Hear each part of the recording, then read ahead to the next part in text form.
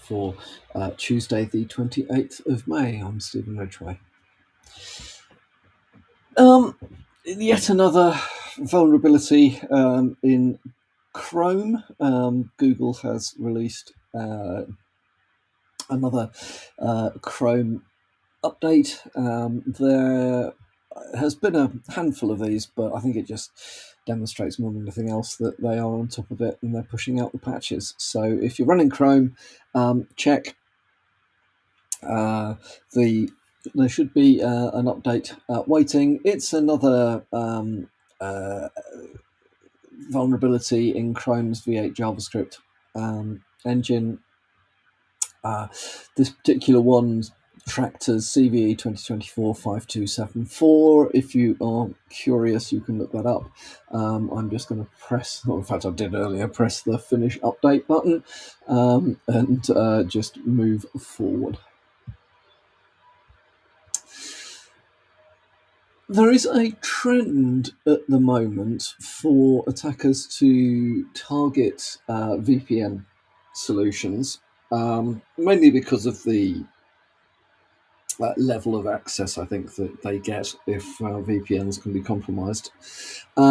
Checkpoint has spotted an increase in attacks that are using legacy local accounts with only password authentication enabled. So there are lots of different ways you can authenticate users to a VPN. At its simplest, most VPN solutions offer you the ability to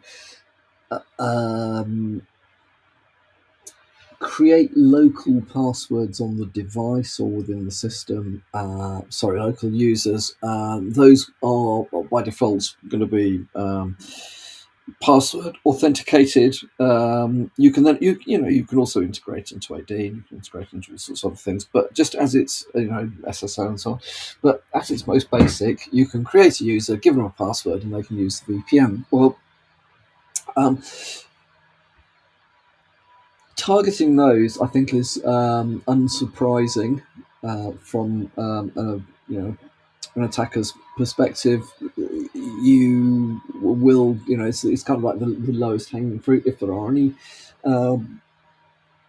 local accounts and you do manage to find the passwords, then you're in.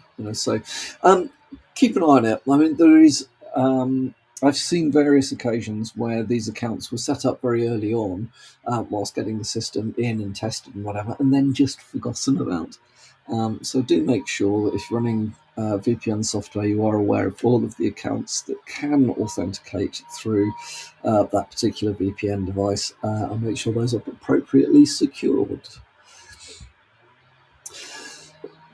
There's a vulnerability in GNOME's remote desktop that allows attackers to read login credentials.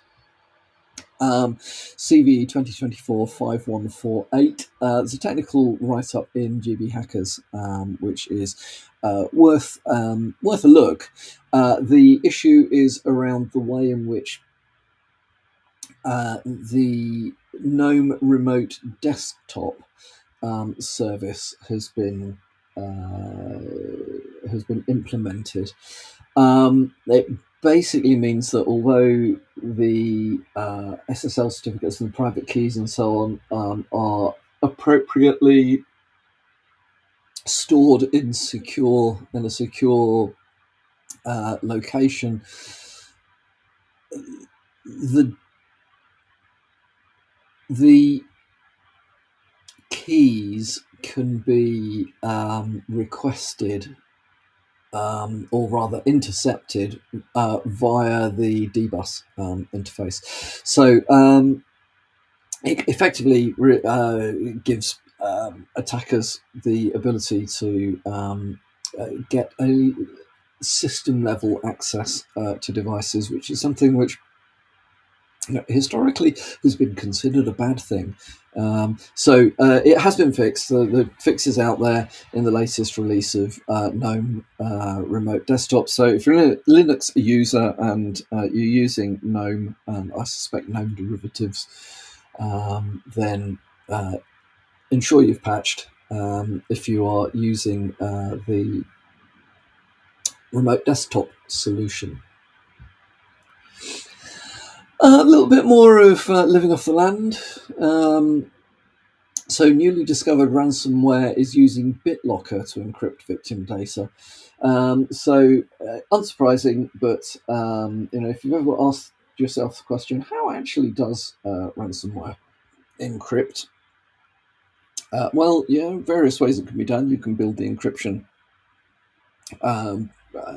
service into the ransomware itself, or you can use other things that are kind of effectively just lying around waiting to be